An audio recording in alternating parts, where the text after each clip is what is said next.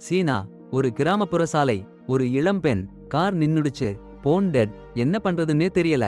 அப்போ ஒரு ரொம்ப கடுமையா இருக்கிற லாரி டிரைவர் உதவி பண்றேன்னு சொல்றாரு. அவரு கெட்டவருன்னு நினைச்சிட்டு இருக்க சமயம் சட்டன்னு ஒரு நல்லா இருக்கிற ஆளு கண்ணாடி போட்டு கார் நிறுத்தி உதவி பண்றாரு. அந்த பெண் ரொம்ப சந்தோஷமா இருக்கா. அந்த கண்ணாடி போட்ட ஆளு ரொம்ப நல்லா இருக்காரு. லாரி டிரைவரை பார்த்து எல்லாரையும் கெட்டவங்கன்னு நினைக்காதீங்கன்னு சொல்றாரு. ஆனா சட்டன்னு எல்லாம் மாறுது. அந்த பெண் சீட்டு சாய்க்க போறப்போ பின் சீட்டுல ஒரு குளிர்ச்சியான ரத்தம் தெரிச்ச கை. அந்த நல்லா இருக்கிற மனுஷன் முகம் மாறுது. கண்கள் ரொம்ப கொடூரமா இருக்கு. சட்டன்னு பிரேக் அடிக்கிறாரு. காப்பாத்த வந்தவன் கொலைகாரனா மாறுறான். ரிஞ்சி எடுத்து அந்த பெண்ணை கொன்னு புடுங்கிட்டாரு. ஆனா அடுத்த சீன்ல ஒரு பஸ் டிரைவர் கிட்ட ஒரு ஆளு இந்த கதைய சொல்றாரு. பஸ் டிரைவர் நம்ப மாட்டேங்கிறாரு. 6 பேர் பயணியர் இருக்கிற பஸ். காங் என்ன டிரைவர் ஓட்டுறாரு. ஜின்பென் சாலையில salesman Mawen. Tunnel engineer Shen. கர்ப்பிணி பெண் வு. ரொம்ப முகம் போட்டிருக்கிற பெண் டாங்ஜெனு. ஒரு சிவப்பு நிற ஆடையை அணிந்த ஒரு பெண் அவளுடைய ஆட்டிசம் உள்ள சகோதரனுடன் சேர்ந்து ஒரு பயங்கரமான சாலையை ஏறி போறாங்க. அப்போ ரேடியோல ஒரு சுரங்கத்துல விபத்து நடந்து சாலை போக்குவரத்து நிறுத்தப்பட்டதா சொல்றாங்க. வழிமாற்றம் பண்ணுங்கன்னு சொல்றாங்க. பஸ் டிரைவர் ஒரு குறுக்கு வழியை சொல்றாரு. யாருமே எதிர்ப்பு சொல்லல. அதிக அதிர்ச்சியுடன் பஸ் ஒரு மலைக்கு உள்ளே வெட்டப்பட்ட சுரங்கத்துக்குள்ள போகுது. சிறிது தூரம் போன உடனே டிரைவர் பிரேக் பிடிச்சாரு. சாலைய நடுவுல ஒருத்தர் நின்னுக்கிட்டு இருந்தாரு. அவரு சாதாரணமா இல்ல. அந்த மனிதரை பஸ்ல ஏத்திக்கிறாரு டிரைவர். சுரங்கத்துக்குள்ளே ஒரு இன்ஜினியர் அந்த மனிதரை பத்தி நியூஸ் பேப்பர்ல பார்த்திருக்காரு. கொலைகாரன். அவரு எச்சரிக்கையா ஒரு கத்திய அருகில வைக்கிறாரு. அதே சமயம் கர்ப்பிணி உள்ள ஒரு பெண் கணவனோட சண்டை போட்டு போனை ஜன்னல்ல வீசி எரிஞ்சிட்டு நரம்பு அமைதியா வைக்க நூல் நீராங்க. ஆனா கணவன் சந்தேகப்படுறாரு. 20 நிமிஷமா சுரங்கத்துல போறாங்க. வெளிச்சம் இல்ல. வேற வண்டிகள் இல்ல. திரும்பி போறாங்க. 30 நிமிஷம் போறாங்க. சுரங்கம் முடியல. அதிர்ச்சியில டிரைவர் பஸ்ஸை நிறுத்திட்டாரு. சண்டை போட்ட பயணிகள் கலங்கி திணறிட்டு இருக்கும் போது அவள் போன் ரோட்டுல கிடக்குறதை இப்பாக்குறா. அதிசயம். சுரங்கம் வாசல்ல தூக்கி போட்டான்னு சொல்றா. ஜூஜி அபார புத்திசாலி. பஸ் 300 மீட்டர் போயிருக்கும்னு கணக்கு போடுறான். என்ஜினியர் எச்சன் சுரங்கம் 3 கிலோமீட்டர் மேல இருக்காதுன்னு சொல்றாரு. ஆனா டிரைவர் 3 கிலோமீட்டர் மேல போயிட்டோம்னு பிடிவாதம் பிடிக்கிறாரு. முடிவில்லா சுரங்கத்துல கிடக்குறோம்னு பயணிகள் அதிர்ச்சியில தவிக்கிறாங்க. சூனியம்னு நம்ப மறுக்கிறாங்க. எச்சன் நாமே நூல் போட்டு அளந்து பார்க்கலாம்னு சொல்றாரு. அமைதியா இருந்த செனியா கர்ப்பிணி ஸ்திரீ கிட்ட இருந்த நூலை கொடுக்குறாள். சரின்னு சுரங்கத்துக்குள்ள போறாங்க. நிறைய தூரம் போனாச்சு. நூல் முடியுது. அப்போதான் ஒரு பழைய பிஷிங் லைன் கிடைக்குது. சந்தேகத்தோட இணைச்சு அளக்க ஆரம்பிக்கிறாங்க. சட்டென்ன ஒரு பனிமூட்டம். பயணிகள் கலங்கி போறாங்க. பஸ் கிட்ட இருக்கிற 2 ஆம்பளையும் ரெட் டிரஸ் போட்ட அம்மணியையும் எதிர்பார்த்து காத்திருக்காங்க. அச்சச்சோ. நிழல்கள். பனிமூட்டத்துல இருந்து எல்லாரையும் திகைக்க வச்சு எதிர்முனையில இருந்து வருது. ஆமாங்க, அது சான்சானியும் சேனியும். மீன்பிடி நூல் கையில பிடிச்சுக்கிட்டு தொடக்க புள்ளிக்கு திரும்பிட்டாங்க. ஆனா அச்சம் அங்க முடியல. அந்த நூல்ல ஒரு விரல்.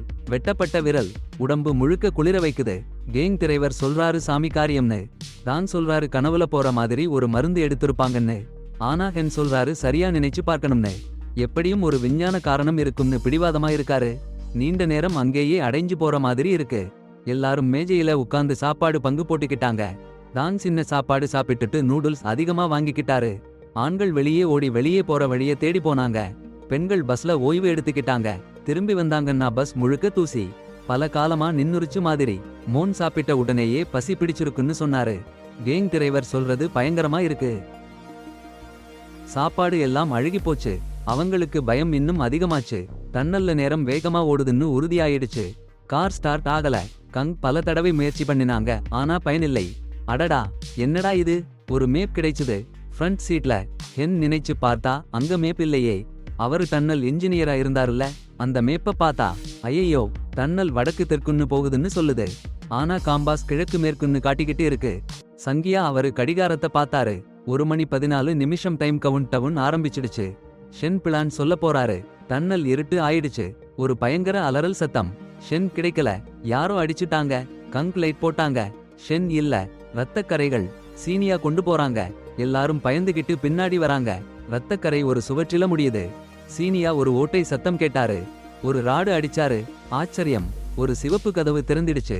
தூசி படிஞ்ச அறை. பழைய பொருட்கள். ஒரு டெலிவிஷன். பேப்பர் துண்டுகளோட ஒரு பயங்கரமான சேகரம். காணாமல் போனவங்க, கொலை செய்யப்பட்டவங்க விவரம் எல்லாம் அந்த ஆர்டிகிள் கூட இருக்கு. சாப்பாடு தேடி எல்லாரும் அலைய சென்னியா ஒரு டேபிள்ல துளைப்படத்தை கண்டுபிடிச்சிட்டா. அதே சமயம் ஜே அந்த கை வெட்டப்பட்ட காட்சியை பார்த்து திகிலடைஞ்சான். ஒவ்வொரு கையிலையும் மோதிர விரல் இல்ல. துளையில கிடைச்ச விரல் இதுக்குத்தான் சம்பந்தம்னு கான் சொன்னதும் பயம் இன்னும் அதிகமானது. அந்த வரைபடத்தை பார்த்துட்டு சென் இன்னும் 6 துளைகள் இருக்குன்னு கண்டுபிடிச்சான். ஒரு துளை வழியா நம்மள காப்பாத்திக்கலாம்னு சொன்னான். தேடிட்டு இருக்கும்போது ஒரு காலண்டர் கிடைச்சது. ஜூலை 15 திகதி மட்டும்தான் இருக்கு. அதை கீழே இழுக்க ஒரு மறைவான வழி தெரியும். உள்ளே போன உடனே டிவியில ஒரு பெண் தண்ணீரில் சிக்கி உதவி கேட்டு அழுகுற காட்சி. அந்த பாதையில போய் ஒரு கைவிடப்பட்ட துளைக்கு வந்தாங்க. சென்னும் காங்கும் மாவன் கதை பத்தி சொல்லிக்கிட்டாங்க. சென் கொலைகள்ல மாவன் சம்பந்தம் இருக்கலாம்னு சந்தேகப்பட்டான். காங் சிரிச்சான். மாவன் அவ்வளவு பலசாலி இல்லன்னு சொன்னான். சட்டென்று கொலைகாரங்களா மாறியாச்சு. தூரத்துல கேங்கோட பஸ் தெரியுது. ஆனா ஜன்னலெல்லாம் நொறுங்கி முள்ளம்பதம் சுத்தி இருக்கு. கேங் மேவின் பஸ்ஸுக்கு ஓடுறாங்க. ஒரு பெரிய பாக்ஸ் ஸ்நாக்ஸ். அதுவும் முன்னாடி பார்த்த அதே ஸ்நாக்ஸ். சும்மா பாருங்க, கெட்டு போகலையே. கேங் கடுப்பா இருக்கு. மேவின் எல்லாருக்கும் ஸ்நாக்ஸ் பகிர்றாரு வெளியில. கேங் கோபத்தோட பக்கத்துல இருந்த ரிவால்வர் எடுத்து வெளியே வருறாரு. ஸ்நாக்ஸ் எல்லாம் எனக்குன்னு கத்தறாரு. ரொம்ப கடுமையா எல்லாரையும் ஒதுக்குறாரு. நீங்க எல்லாம் சமாளிச்சுக்குங்கன்னு சொல்லிட்டு போறாரு. பசி கொடுமையா உசுப்பேத்திக்கிட்டு தான் பஸ்ஸுக்கு திரும்பி வந்து கேங் கிட்ட நூடுல்ஸ் பகிர்ற மாதிரி கேட்கிறாரு. கொஞ்சம் சமாதானமா இருக்கு. சென் கேங் கிட்ட வரறாரு. சீக்கிரம் வெளியே போகணும்னு சொல்றாரு. அவருக்கு நேரம் குறைஞ்சிட்டு வருதுன்னு சொல்றாரு. சாப்பாட்டை சேரச்சு வைச்சிக்கிறது பழைய கால முறைன்னு சொல்றாரு. இந்த துரங்குக்குள்ள நேரம் வேகமா போகுதுன்னு சொல்லி சாப்பாடு சீக்கிரம் கெட்டுதும்னு சொல்றாரு. சரி, சமாதானமா இருக்குது. மேவின் தாங் ஒரு பக்கமா வெளியே தேடுறாங்க. சென் உயு அண்ணன் தங்கச்சி இன்னொரு பக்கமா தேடுறாங்க. கேங் பஸ் பக்கத்திலேயே இருக்காரு. கொஞ்ச தூரம் போன தொடர்ந்து மேவின் சண்டை போட முயற்சி பண்றாரு. அவன் தங்கியை பார்த்து சீண்ட அவள் கால்லா உதைச்சு கடுப்பா பஸ்ல ஏறி கங்கிட்ட சம்பவத்தை சொன்னா. கங்கும் தங்கியும் காதல் மழையில மூழ்கி இருந்தப்போ மாஃபென் நூடுல்ஸ் பாக்கெட்டை திருடிட்டான். திருடிய நூடுல்ஸை சாப்பிடறதுக்கு முன்னாடியே கங் கொதிச்சு போய் மாஃபென்னை தரையில் வீழ்த்தி ஒரு பெரிய டிரம் எடுக்க போனான். அந்த நேரத்துல மாஃபென் கங் பின்னாடி யாரோ இருக்கிறத பார்த்தான். எச்சரிக்க முன்னாடியே ஒரு உருக்கு கம்பி கங் வயித்துல குத்தி அவனை உடனே கொன்னுபுட்டாச்சு. மாஃபென் எல்லாரையும் கூப்பிட்டான். ஒரு பெரிய கலவரம் தொடங்கிடுச்சு. தங்கி மாஃபென் மேல கொலை குற்றம் சுமத்தினா. திருடப்பட்ட நூடுல்ஸ் காரணமா? மாஃபென் அதனத்தையும் மறுத்தான். யாரோ சுரங்கத்துல மறைஞ்சிருக்காங்கன்னு சொன்னான். பஸ்ல இன்னொரு பாக்கெட் நூடுல்ஸ் எடுக்க ஓடினான். தங்கி அவனை தடுத்தா. அப்போ ஒரு பாக்கெட் பஸ் கீழே விழுந்துருச்சு. மாஃபென் அந்த விழுந்த பாக்கெட்டை எடுக்க போனான். அதுக்கு கீழே ஒரு மறைவான கதவு இருந்தது. இருவரும் சேர்ந்து பஸ்ஸை ஒதுக்கி அந்த கதவை திறந்து ஒவ்வொருத்தரா கீழே இறங்கினாங்க. அங்க பாருங்க, அந்த பழைய சிவப்பு அறைதான் மறைவான வழி இருந்த அந்த அறை. ஆனா இப்போ அங்கே ஒரு பயங்கரமான 4 வெட்டப்பட்ட விரல்கள். ஒவ்வொன்னுலையும் திருமண மோதிரம். அந்தந்த கைங்களை மாத்தி அது வந்து டேபிள்ல இருக்கு. யோசிச்சா பாருங்க, கல்யாணமான பொம்பளைங்களைத்தான் இவன் குறி வைக்கிறான். டிவில ஒரு பொம்பளை நீர் நிறைஞ்ச குழியில சிக்கி உயிர் பயந்து கத்திக்கிட்டு இருக்கா. அதிர்ச்சியோட அந்த ரகசிய பாதையில போறாங்க. அப்புறம் ஒரு ஈரமா இருக்கிற சுரங்கம். அதே கங்கா பஸ். கங்காவும் மேனும் ஓடி போய் சாப்பாடு எதிர்பார்த்தாங்க. பதிலா பாம்பு, பூச்சி. உடனே ஊ அலற ஆரம்பிச்சா. 7 அழுகி போன உடம்பு டேபிள்ல கிடக்கு. முதல் சுரங்கத்துல சாப்பிட்ட நிலைமைதான். ஆனா இப்போ புழு பிடிச்ச கெட்டுப்போன நூடுல்ஸ். பசி மேனை கொன்றுவிடும் நிலை. அவன் ஒரு பச்சை கருப்பு நூடுல்ஸ் பிடிச்சு சாப்பிட்டான். அவன் கஷ்டத்தை பார்த்து ஊ பிஸ்கட் கொடுத்தா. மேன் வேற கேட்டான். அவ மறுத்தா. குழந்தைக்குன்னு சொல்லி மேன் ஒரு கொடூரமான மிருகமா மாறிட்டான். கங்கா துப்பாக்கியை எடுத்து எல்லாரையும் மிரட்ட ஆரம்பிச்சான். சாப்பாட்டை கொடுத்து அவன் சொல்றதெல்லாம் கேட்டு பயணம் தொடர்ந்தது. ஒரு வெளியேறணும்னு கொடுமையான ஆசையோட ஈரம் நிறைஞ்ச சுரங்கப்பாதையில அடுத்த கதவு கிடைச்சது. அது தெரிஞ்ச தூசி படிஞ்ச சிவப்பு அறை. கேலண்டர் பின்னாடி ரகசிய பாதை இல்லன்னு வியூ கண்டுபிடிச்சான். அங்க பார்த்தா உடல் உறுப்புகள் ஜாருல வச்சிருந்தாங்க. அதே நேரம் தாங் ஒரு எலும்பு கூடு மேல கவனம் வைச்சான். அழகான பழங்கால உடை நகைகள்ல அலங்காரமா இருந்துச்சு.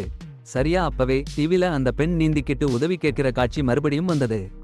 சத்தமா மாவன் டிவியை நொறுக்கிட்டான். பெண்ணோட மன்றாட்டை அடக்கிட்டான். அவனுக்கு வெளியே போற வழி தெரியும்னு சொன்னான். துப்பாக்கி முன்னாடி நிற்க வைச்சான் எல்லாரையும். மாவன் கொலைகார கருத்தை சொன்னான். ஷென் கங் இறந்ததுக்கு காரணம் முந்தைய சுரங்கப்பாதையில வெளியேறும் வழி கிடைச்சதுன்னு. இன்னொரு பலியே அடுத்த வழியை திறக்கும்னு சொன்னான். கங் உயிரை காப்பாத்தணும்னு மாவென்ன கவர்றா முயற்சி பண்ணா. ஆனா அவன் மறுத்துட்டான். அவளோட அழகு போச்சுன்னு சொல்லி அவ சிவப்பு அறைக்கு ஓடி போனா. முகப்பூச்சி எடுக்க, எலும்பு கூட்டுல இருந்த நகைகளையும் எடுக்க. மாவின் அந்த ஆர்டிஸ்ட் எக்ஸியூவை அடுத்த இரையா நினைச்சான். ஆனா சென் இடையில் நுழைஞ்சிட்டான். ஒரு அசுர வேகத்துல கடிகாரம், கைக்கடிகாரம். அந்த பயங்கர கைக்கடிகாரத்தை பார்த்து மாவின் சென் கிட்ட கத்த ஆரம்பிச்சான். அதோட ரகசியம் என்னன்னு சென் சிரிச்சான். ஒரு கொடூர சிரிப்பு. சிரிச்சிட்டு உனக்குள்ளேயே இருக்கு பதில்னு சொல்லிட்டு அடிச்சு வீழ்த்திட்டான். கத்தி கிடக்குற மாவின் கிட்ட இருந்து துப்பாக்கியை பறிச்சு பேருந்து ஓட்டுநர் கிட்ட சொன்ன கொலை கதையை விளக்க சொன்னான் சென். அப்போதான் தெரியுது கதை அவனுக்கு கனவுல ஒரு ஒலி சொல்லி தந்ததா. கதை முடிஞ்சா என்ன ஆகும்னு சொல்ல மறுத்தான் மாவின். பயந்து போயிட்டான். அதனால கண்ணாடி துண்டை எடுத்து எக்ஸ்யூ கழுத்தை அழுத்தினான். சென் துப்பாக்கியை திரும்ப கொடுக்க வேண்டியதா போச்சு. அவன் கைக்குள்ள திரும்ப வந்த துப்பாக்கியோட கர்ப்பிணி எக்ஸ்யூவை சென்ன சுட்டு காயப்படுத்த சொன்னான் மாவின். கொடூரமா சிரிச்சான். கதையோட கடைசி பகுதியை சென்னோட காதுல புசுபுசுன்னு சொல்ல போற நேரத்துல சியா அந்த சிறுவன் பின்னால வந்து ஒரு அடி. அந்த அடியாலும் மாவின் நிற்பதில்லை. சியாவை பிடிச்சு ரெட் ரூம் உள்ளே இழுத்து போயிட்டான். தாங்க்ஸ். சண்டை நடக்குது. மேக்கப் போடுறா அவள். என்ன பயங்கரம் நடக்குதுன்னே பார்க்காம சட்டென்று ஜே மான் தள்ளிவிட்டான். துப்பாக்கியை அந்த பையன் மேல திருப்பினான் அவன். கோபத்திலே ஜியா தெரியாம அவன் ஆண்மை கேள்வி கேட்டா. அவன் கோபம் எல்லை மீறினது. ஜியாவை சுட்டு கொன்னுட்டான். என்ன சக்தி இது? தாங் அவள் மேசையில இருந்து எழுந்தாள். மறைச்சு வச்ச வாளால மான் குத்திட்டா. துப்பாக்கியை எடுத்து ஜே கூட கடைசி அடிய கொடுத்தாங்க. சரியா சாத்தனும்னு நினைச்ச மாதிரி. கேலண்டர் பின்னாடி இல்ல, அலமாரி பின்னாடி ஒரு சீக்ரெட் பாஸ். 4வது சுரங்கப்பாதை. பயங்கர இடம். வித்தியாசமா ஒளி. முள் கம்பி. பொம்மைகள். குழந்தை பெறப்போறா. ஜூ அவள் பக்கத்துல இருக்கா. சீனியா தாங்கும் துப்பாக்கியோட ஒரு குண்டு மட்டும் இருக்கு. பஸ் சோதனை பண்ணுறாங்க. தான் சட்டென்று மான் உயிருடன் இருக்கிற மாதிரி பார்த்தா. பயந்தா. பஸ்ல இருந்து இறங்கி கடைசி குண்டை ஒரு நிழல அடிச்சா. மான்னு நினைச்சு கதறி அழுது ஓடினா. சுரங்கப்பாதையில நிறைய சடலங்கள். அவள் கொன்னதா நினைச்ச ஆளோட பிரதிங்க உடம்புகள். தொலைஞ்சு தவிச்சு ஒரு இருட்டறையில மாட்டிக்கிட்டா. பழைய முகப்பூச்சு பெட்டி மட்டும் துணையா. கண்ணாடி முன்னாடி உட்கார்ந்து இருக்கும்போது கண்ணுக்கு தெரியாத கைகள் இருட்டில இருந்து வந்து சட்டென்னு கழுத்தை அரிச்சுட்டாங்க. உயிர் போச்சு. வியூ குழந்தை பெத்தா. ஆனா அது உயிரோட இல்ல. சென்ஜூவும் வியூவும் உயிரோட இருக்கிறவங்க அதாவது சுரங்கத்துக்குள்ள போனாங்க. பச்சை புல் செடிகள் நிறைய. தொலைவில ஒரு கதவு தெரியுது. அவங்க முட்டைக்கு போறப்போ வியூ செனியாவ சட்டன்னு கத்தியால குத்திட்டா. சுத்தி இருந்த பச்சை இலைகள் எல்லாம் கருப்பு ஆயிடுச்சு. Ksenia கடிகாரத்துல time சீராச்சு. கீழே விழுந்து சுரங்கத்துல இருந்து மறைஞ்சு போனான். மருத்துவமனை ஆய்வகத்துல எழுந்தான் செனியா. எந்திரங்கள் சுத்தி. அவன் பார்த்த பயங்கரமான விஷயங்கள் எல்லாம் கனவுன்னு புரிஞ்சுக்கிட்டான். உண்மையான விஷயம் ஒண்ணுதான். படத்து ஆரம்பத்துல லிஃப்ட்ல போன ஆளை கொன்னது. அடுத்து என்ன நடந்ததுன்னு போலீஸ் கேஸ் பத்தி பேசுறாங்க. 2 நாள் முன்னாடி சீரியல் கொலையாளி சியாங்கு போலீஸ் கிட்ட ஓடி போறப்போ ஜின்பன் மலை சுரங்கம் கிட்ட பெரிய விபத்துல சிக்கிட்டான். கொமாவுல விழுந்துட்டாரு. ஜே டபிள்யூன்னு ஒரு மிருகம் 6 குடும்பஸ்திரிய பிடிச்சு 5 பேரை கொடூரமா கொன்னுட்டான். அவங்க வளையலுக்கு விரலை கட் பண்ணி மீன் பிடிக்க ஈயமா போட்டுட்டான். 6வது பொண்ணு உயிருடன் இருக்குன்னு போலீஸ் சொல்றாங்க. சங்கிலி தொடர் ஆதாரங்கள்ல சாங்ஷு நதி பக்கத்துல இருக்கிற குகையில அந்த பொண்ணு புதைஞ்சு கிடக்குன்னு கண்டுபிடிச்சாங்க. ஆனா அங்க மழை பெய்ஞ்சு குகையில தண்ணி நுழைஞ்சா அந்த பொண்ணுக்கு ஆபத்து. சீக்கிரமா ஒருத்தரை காப்பாற்றணும். அப்போதான் போலீஸ் சிறந்த மனநல மருத்துவர் சென் ஜியா கிட்ட போய் கொலைகாரன் மனசுக்குள்ள போய் அந்த பொண்ணை காணணும்னு கேட்டாங்க. அதிர்ச்சி. அந்த 6வது பொண்ணு சென் ஜியா அவரு மனைவிதான். முதல் கட்ட சிகிச்சை முடிஞ்சிச்சு. 24 மணி நேரத்துல இன்னொரு கட்டம் ஆரம்பிக்கணும். இந்த நேரத்துல சென்ஜியா கொலைகாரன் ஜாங் எக்ஸு மனசுக்குள்ள போய் அவன் ரகசியங்களை கண்டுபிடிச்சாரு. எக்ஸு அம்மா நம்பிக்கை துரோகி நடிகை. அப்பா ஒரு விற்பனையாளர். எப்பவும் குடிச்சு மயங்கி மீன்பிடிச்சு காலம் கழிப்பாரு. 1996 ஜூலை 15ஆம் தேதி எக்ஸு அம்மா அவன் அப்பாவை கொன்னுட்டாங்க. அப்புறம் அந்த சுரங்கப்பாதையும் அதிலிருக்கிறவங்களோட அர்த்தத்தையும் அவிழ்க்கிறாரு. அந்த சுரங்கப்பாதை யூதனோட மனசுல இருக்கிற மறைஞ்சிருக்கிற உலகம். அங்கே பயணம் பண்றவங்க எல்லாம் அவன் மனசுல இருக்கிற வெவ்வேறு பகுதிகள். அந்த காப்பீடு விற்பனையாளர் அவன் அப்பா. அந்த சிவப்பு நிற உடையில் அடர்த்தியான முக அலங்காரத்தோட இருக்கிற பொம்பளை அவன் அம்மா. சேஞ்சியா யூதனோட புத்திசாலித்தனம், அறிவியல், சமூக பக்கம். கங் அவன் கோபத்தையும் அவன் அம்மாவுக்கு கள்ளக்காதலன் இருந்ததோட குறிப்புகளையும் காமிக்கிறாரு. கர்ப்பிணி பெண் அவன் உயர்ந்த நல்ல மனசை காமிக்கிறாங்க. ஒரு சரியான அம்மா மாதிரி நம்பிக்கையா கவனிப்பா அன்பா இருக்காங்க. அந்த சகோதரிகள் ஜே.டபிள்யூ ஜியா அவன் குழந்தை பருவத்தோட பக்கங்கள். ஒருத்தன் பலவீனமா விண்வெளி கணிதம்ல ஆர்வமா இருக்கான். இன்னொருத்தன் பெண்மையானவன். சேஞ்சியா அந்த சுரங்கப்பாதைக்குள்ள போனதும் யூதனை அவன் மனசுல இருந்து வெளியே எடுத்து உண்மை உலகத்துக்கு கொண்டு வர முயற்சி பண்றாரு. யூதனோட புத்திசாலித்தனமான பக்கத்துக்கு முன்னாடி நேராவே ஒரு வரைபடத்தையும் வைக்கிறாரு. அது அவங்கள வெளியே நடத்திட்டு போகும்னு நம்பி. ஆனா அந்த புத்திசாலித்தனமான பக்கம் போனதும் யூதனோட மனசு ஒரு கலவரமா மாறிடுச்சு. முடிவில்லா சுழற்சியில கிடக்குது. அவன் சந்திச்ச நபர்களை ஒவ்வொன்னா பகுதியா பார்க்குது. சீன் அவங்க அனைவருள்ளேயும் ஒருத்தன் கொலைவெறி கொண்டவன் என்று முடிவு கூறுகிறார். நிழல்ல மறைஞ்சு இருக்கிறான். ஒருத்தரா உயிர்கள் போகுது. நேரம் கடந்து போகுது. சீனா ஜாங் ஷூ போட மனசுக்குள்ள தாவிக்கிட்டான். அவன் பொண்டாட்டி எங்கேன்னு கண்டுபிடிச்சாகணும். 2ஆம் பகுதி ஆரம்பிச்சிடுச்சுன்னா போச்சு. டாக்டர் சொல்றாரு நிறைய பேசினா சரியில்லன்னு. ஆனா சீனா மறுபடியும் ஜாங் ஷூ வோட மனசுக்குள்ள போயிட்டான். அந்த ஜாங் ஷூ வை நேரடியா சந்திச்சான். காணாம போன ஆளை கண்டுபிடிக்கணும்னு கேட்டான். ஆனா பதில் சொல்லல. பெண்கள்லாம் ஏமாத்திடுவாங்கன்னு ஒரு நீண்ட பேச்சு வாங்கிட்டான். அவன் அவங்க மேல எவ்வளவு வெறுப்பு வச்சிருக்கான்னு காமிச்சான். சீனா இன்னும் உள்ளே போனான். அங்க ஒரு கூண்டுக்குள்ள ஒரு சிறுவன் இருக்கான். ஆச்சரியமா, ஜாங் ஷூ வோட வேறொரு பக்கம் வந்திருக்கு. பஸ்ல டிராவல் பண்றப்ப சாகுரான்னு நினைச்சாங்க. ஆனா அவன்தான் வேற பர்சனாலிட்டிகளை கொல்லுறவன்.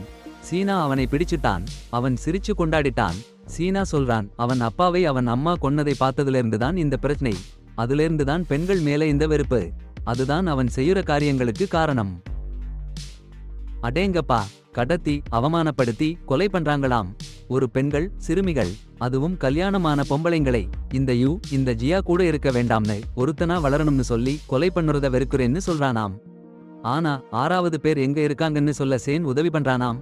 ரூபிக்ஸ் கியூப் வச்சு. அட, அப்படி ஒரு புத்திசாலித்தனமா? ஆனா இந்த ஜியா அவனை இன்னும் கொடுமையான இருட்டுக்குள்ள தள்ளிட்டானாம். சேனுக்கு ஒரு நினைவலை காமிச்சாங்க. யூவோட குழந்தை பருவத்துல நடந்த பயங்கரமான சம்பவங்கள். அப்புறம் ஒரு நாடக அறை. பயத்துக்கு ஒரு அறை. அங்க யூவும் சூவும் உட்கார்ந்து பாக்குறாங்க. கருப்பு உடை போட்டு டாக்டர் போல ஒருத்தர் வந்தாங்க. அந்த கதையில இருந்து யூவோட மனசுக்குள்ள இருக்கிற இன்னொரு சேன். அவரு தான் இந்த கொலைகார சேன்னு சொல்றான். இந்த கொலைகளை பார்த்து எவ்வளவு பயங்கரமா மாறிட்டானாம் இந்த சேன். அந்த சுரங்க பாதையில இருந்தவங்களை கொல்ல சொன்னது இந்த சேன் தான்னும் சொல்றானாம். இன்னும் சேனை கொல்ல சொல்றானாம். ஆனா சேனோட மனநல மருத்துவ அனுபவத்தை வச்சு அம்மா காதல காமிச்சு யூவை நிறுத்திட்டாங்க.